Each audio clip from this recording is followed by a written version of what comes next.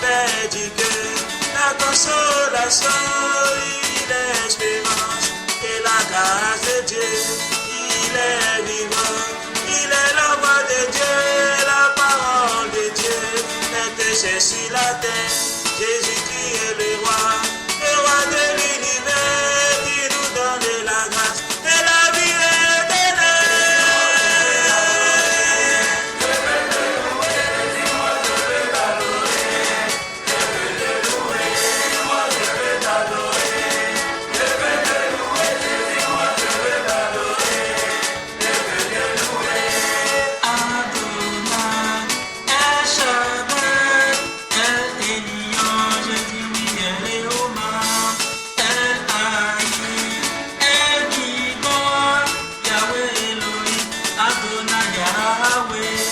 Seigneur Jésus-Christ, tu as promis venir nous chercher et être avec toi.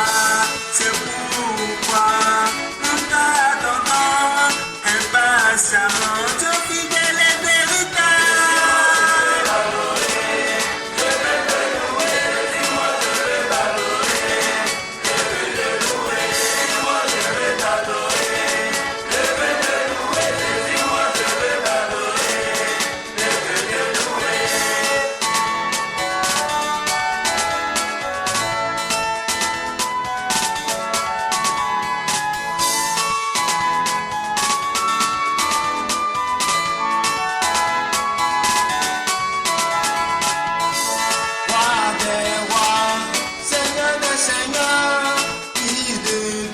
Merci pour ton sacrifice. Nous voulons te célébrer, nous voulons t'adorer, nous voulons te chanter, te rendre toute la gloire.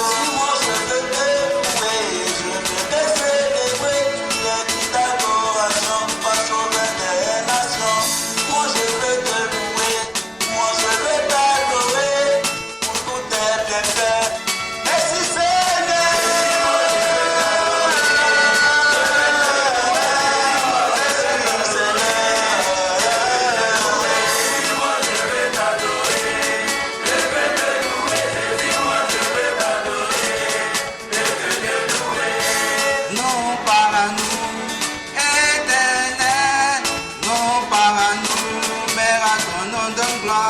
À cause de ton œuvre, de ta fidélité, à cause de ta grâce et de ton amour, tes œuvres sont grandes et admirables. Seigneur Jésus, Dieu Tout-Puissant, tes voies sont justes et véritables, roi des nations qui ne craindrait ton nom.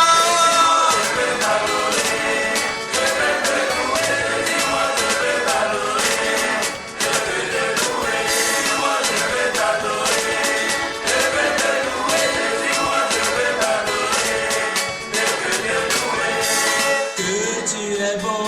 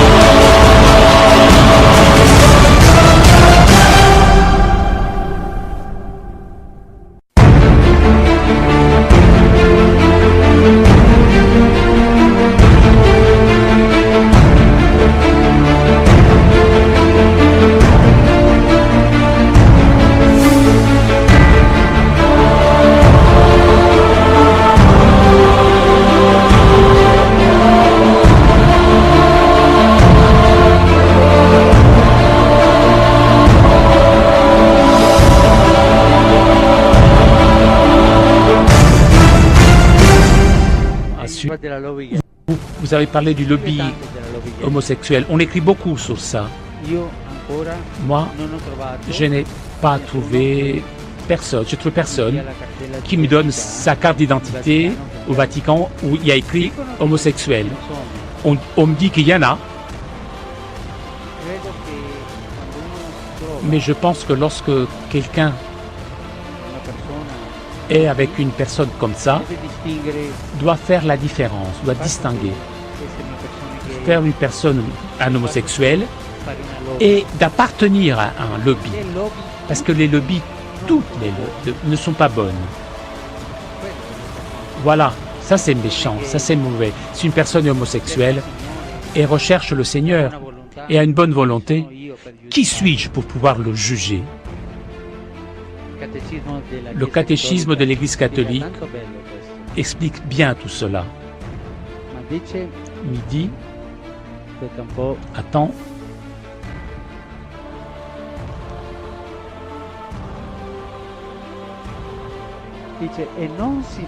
On ne doit pas les marginaliser, ces personnes. Doivent être intégrées dans la société. Le problème, ce n'est pas d'avoir cette tendance. Non, nous devons être frères. Le problème, faire des lobbies. Cette tendance, lobby de politique, de personnes avares, les maçons, voilà le problème le plus important. Et je vous remercie beaucoup d'avoir posé cette question. Merci beaucoup.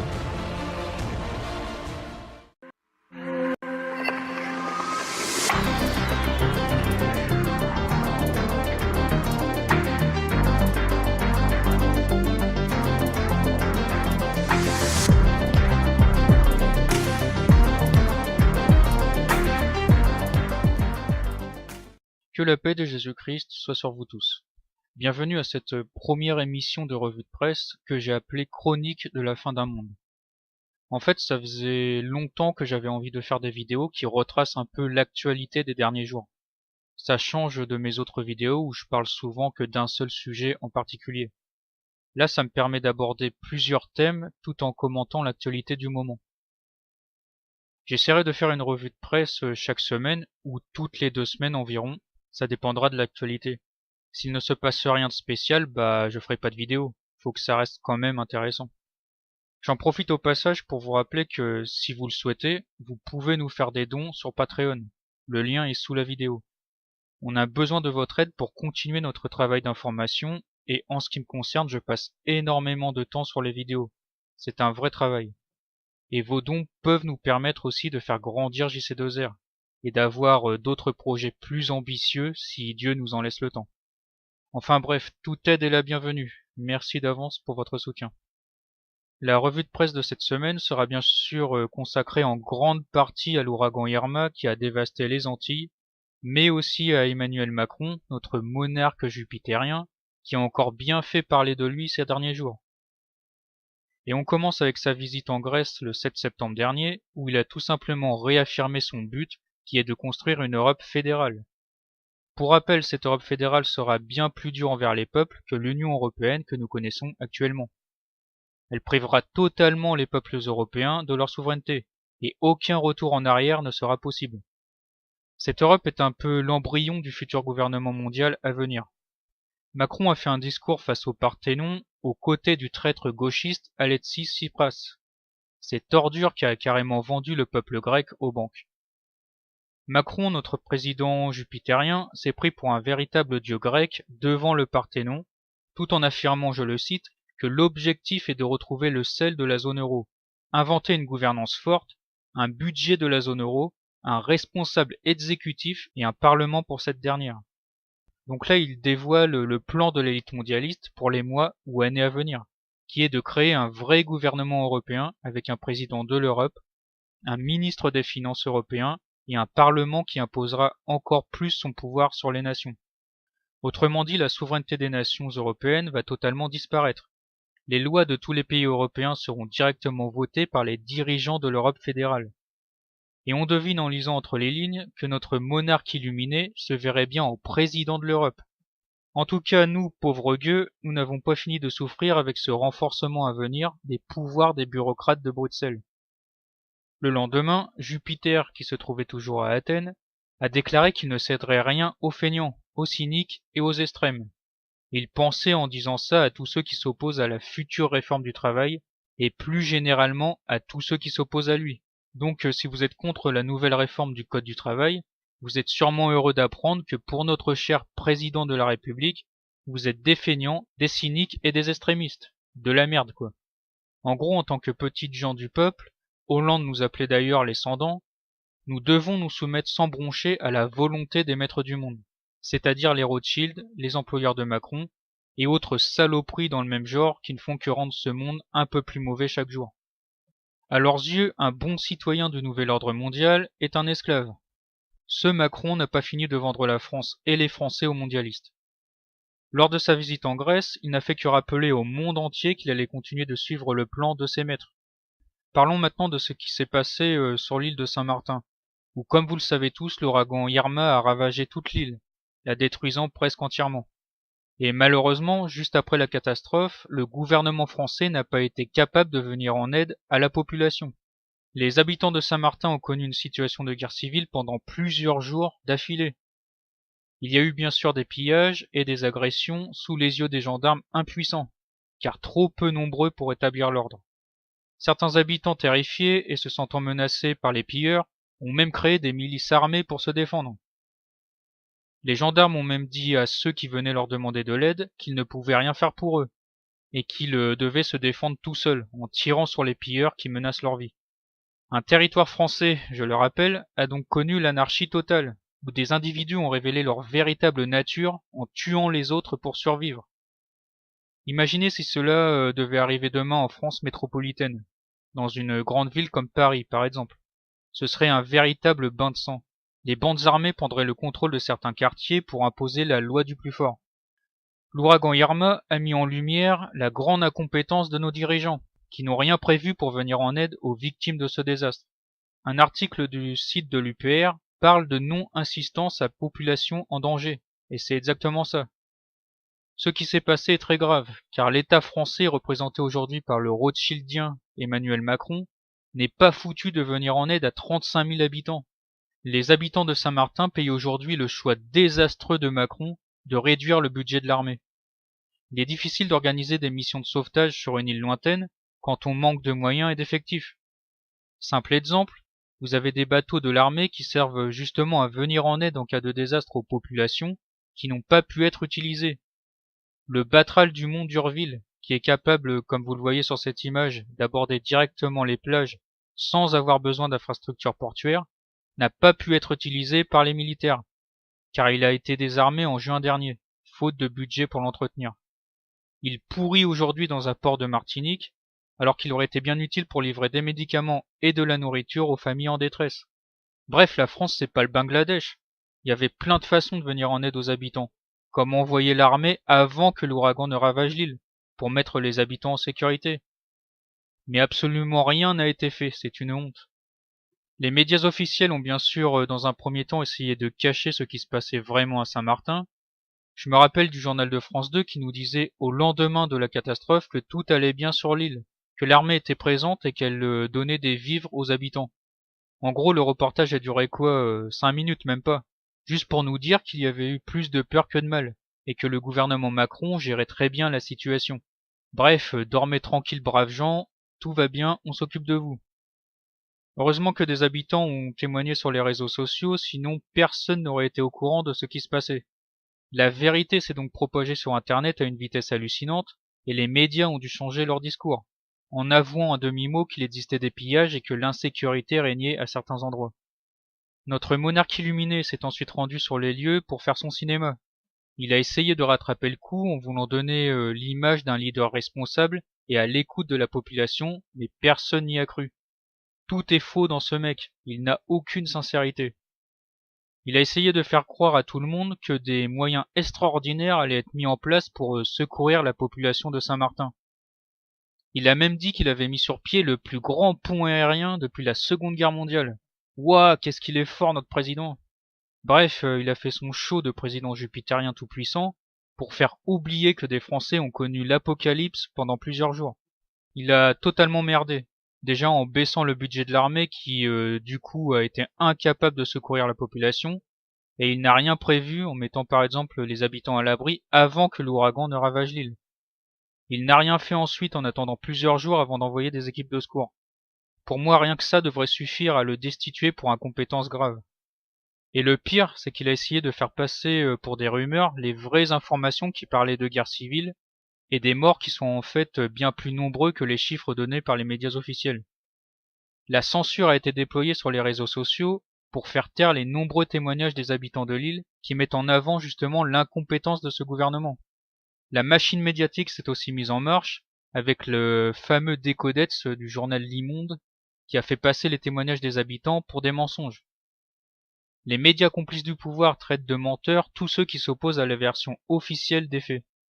Et apparemment, d'après certains témoignages, la situation ne s'est toujours pas améliorée sur l'île. Les Français de Saint-Martin n'ont pas fini de souffrir.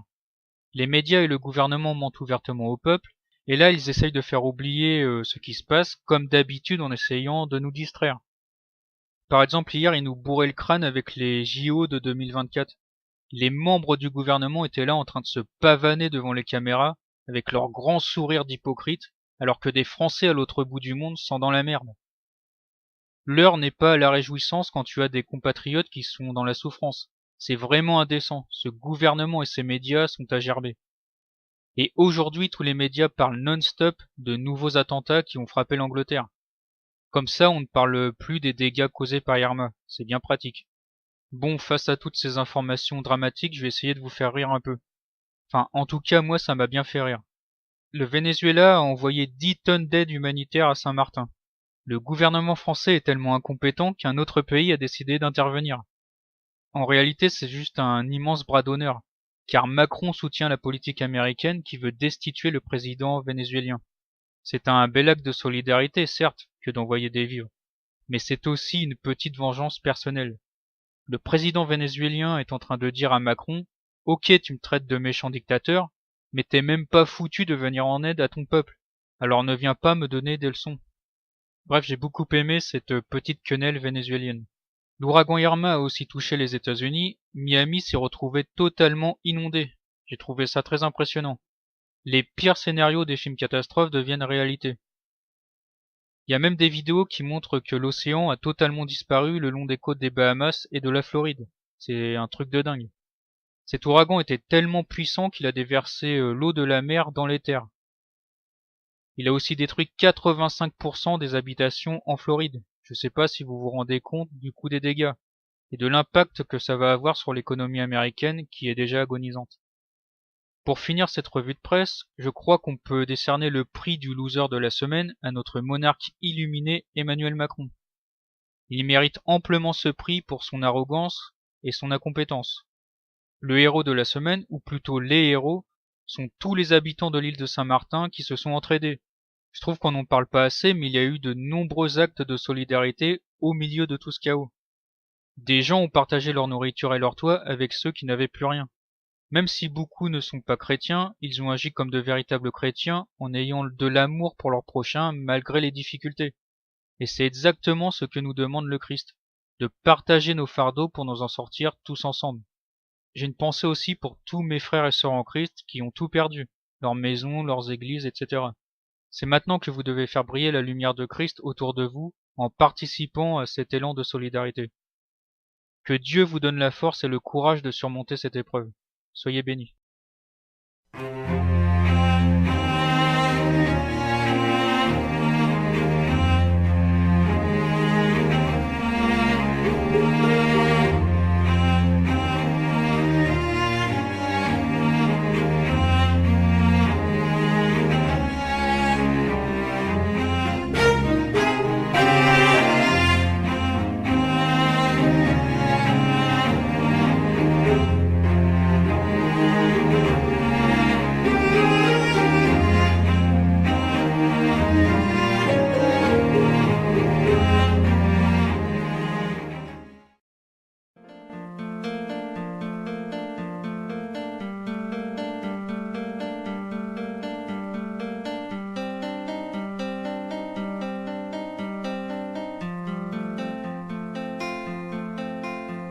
marches comme un aveugle qui sait pas où il va.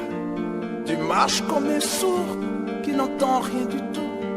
Tu t'en fous des dieux, tu te moques de sa Bible. Mais un jour, tu couleras des larmes pour tout cela. Tu vas couler des larmes, tu vas pleurer un jour. Dis-moi si tu mourrais ce soir, mais que diras-tu à Dieu? Si tu mourrais demain, que diras-tu à Dieu? Mais si tu mourrais ce soir, que diras-tu à Dieu? Si tu mourrais demain, que diras-tu à Dieu?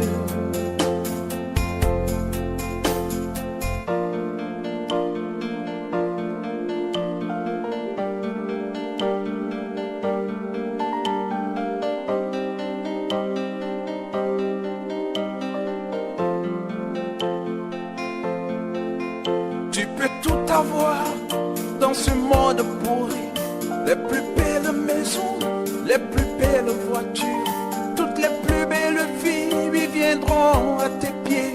Mais un jour, tu couleras des larmes pour tout cela. Tu vas couler des larmes, tu vas pleurer un jour. Dis-moi si tu mourrais ce soir, mais que diras-tu à Dieu? Si tu mourrais demain, que diras-tu à Dieu? Si tu mourrais ce soir,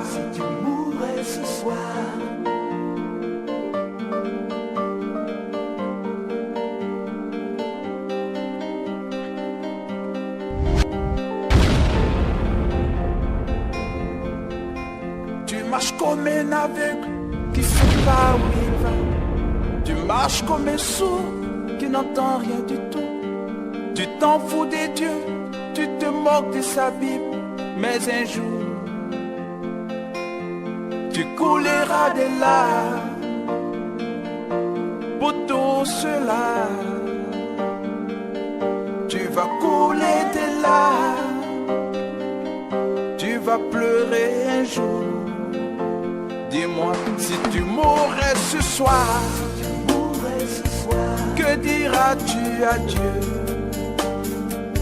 Si tu mourrais demain, que diras-tu à Dieu? Si tu mourrais ce soir, que diras-tu à Dieu? Si tu mourrais demain, que diras-tu à Dieu? Si tu mourrais ce soir, que diras-tu à Dieu? Si tu mourrais demain, mais que diras-tu à Dieu? Si tu mourrais ce soir.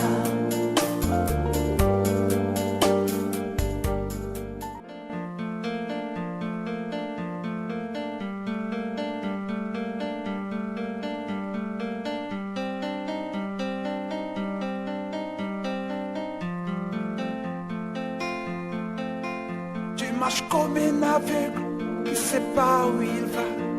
Tu marches comme un sourd qui n'entend rien du tout. Tu t'en fous des dieux, tu te moques de sa Bible. Mais un jour, tu couleras des larmes pour tout cela. Tu vas couler des larmes, tu vas pleurer un jour. Dis-moi si tu mourrais ce soir, mais que diras-tu à Dieu? Si tu mourrais demain, que diras-tu à Dieu? Mais si tu mourrais ce soir, que diras-tu à Dieu?